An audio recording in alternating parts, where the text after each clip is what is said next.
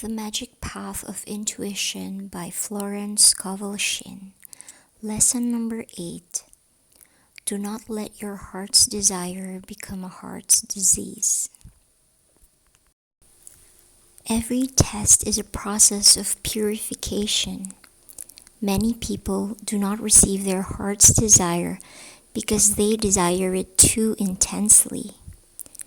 They are longing for it instead of feeling they have already received it. If you believed that before you called you were answered, then you would be quite free from worry and anxiety and live joyfully in the moment. When you can be happy with or without your heart's desire, it will suddenly appear, for your ship will come in over a don't care sea. Be happy and something will happen. Feel rich and riches will manifest on the external. All suffering is a spiritual alarm clock. You have been asleep about something.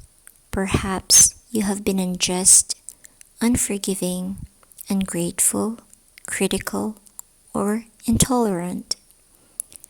Perhaps you were afraid to follow an intuitive lead. Suddenly, the karmic factories begin working, for the way of the transgressor is hard. For example, you have condemned someone, and now someone condemns you.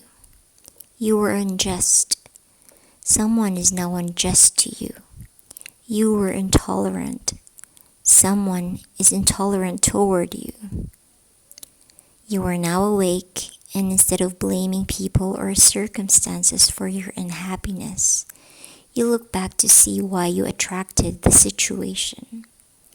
Someone you disliked harmed you, but you gave that person power to hurt you because you withheld love and goodwill. Your own poisoned arrows have returned to you. Now call on the law of forgiveness and affirm the statement. I call on the law of forgiveness. I am free from mistakes. I am under grace and not under karmic law. Again, I call on the law of forgiveness. I am free from mistakes. I am under grace and not under karmic law. One more time. I call on the law of forgiveness. I am free from mistakes. I am under grace and not under karmic law. Forgive the person or persons who have harmed you, sending love and goodwill, saying, I forgive them. Then like a kaleidoscope, the whole situation changes, for love is the fulfilling of the law. Your seeming enemies are transmuted into friends, and consciously or unconsciously serve the divine plan of your life. One learns tolerance through suffering. If your unhappy experiences make you bitter and resentful, you will attract more of the same variety. Make the most of your karma so that the experiences will not be repeated. The fear of the law is the beginning of wisdom. I was in the toy department of a crowded shop one day, and a little boy was standing in front of a huge bear, which moved its head up and down and looked quite ferocious. A stranger leaned over and asked, Little boy, aren't you afraid of that big bear? He replied, No, ma'am, bears don't bite good little boys. He had a clear conscience and was unafraid. To receive the desire of the heart, all karma must be wiped out, as well as anxiety, impatience, and fear. We are told to wait patiently on the law. Patience means non-resistance. Practice non-resistance on the law, and it will bring your desire to pass. I heard a man say, "The good Lord takes his time. He's the one man you can't hurry." It came to me as a direct message, for I had become impatient and was trying to force a demonstration. I suddenly realized that the more patient, non-resistant I was, the quicker the universe could work. Soon the demonstration came in over a calm sea. People so often keep back a demonstration of their good by outlining the channels. Happy is the man who believes that infinite intelligence knows the way of fulfillment. For example, a woman had a business enterprise she wished to develop. She tried every avenue she could think of, but no one was interested enough to help her. She became non-resistant and put it in the universe's hands, saying, "I'll let the universe attend to this. I'll let go." She was visiting in a distant city and met a woman, seemingly quite by chance, who asked her if she might carry out the enterprise. The universe is eternal, reliable, and unchangeable, but must be given the right of way. Personal will keeps you out of your own kingdom. For example, a friend came to me saying she would be obliged to sell a piece of jewelry in order to have ready cash. She did not want to sell it and regretted that it was necessary to do so. I said, "Why? This pin isn't your pin. It is a divine spirit's pin. We now place it upon the altar. If it is Spirit's will, you will sell it. If not, you will receive the money in some other way." A few days later, she telephoned and said, "I didn't have to sell the pin. I received an unexpected check that supplied the money I needed."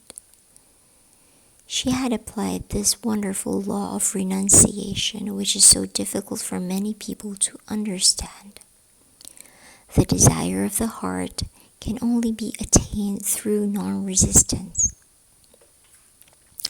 For example, one of my students said that the man she cared for was very cruel and indifferent.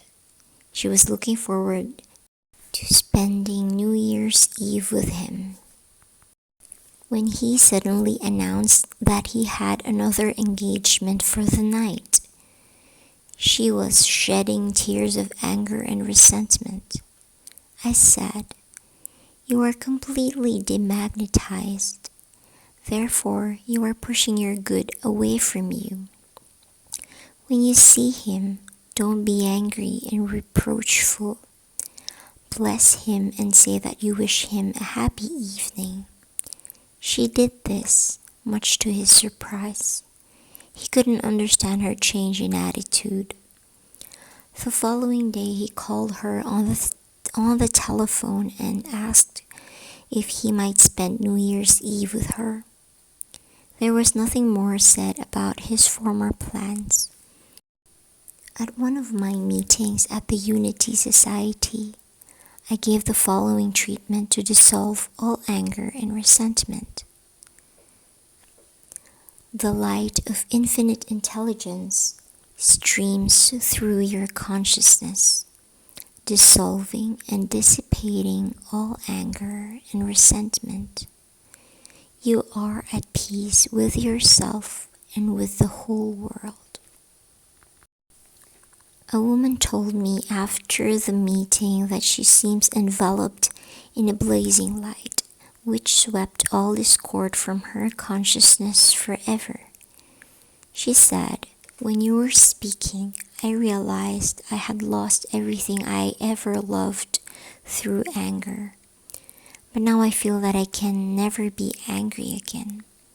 It was a most wonderful experience.